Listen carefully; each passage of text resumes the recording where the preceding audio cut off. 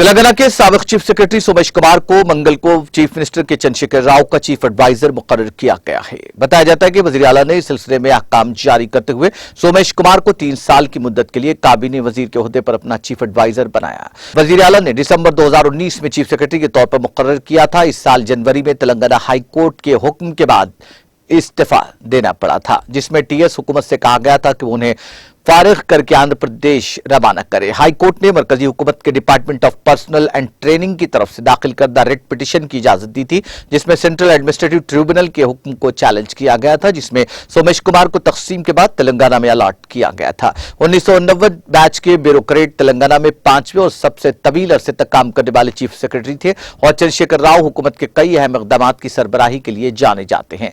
अगरचे उन्होंने यहां से फारिग होने के बाद आंध्र प्रदेश में ड्यूटी के लिए रिपोर्ट भी की थी, लेकिन उन्होंने बाद में रजाकाराना तौर पर सबूकदोशी की दरख्वास्त दी थी।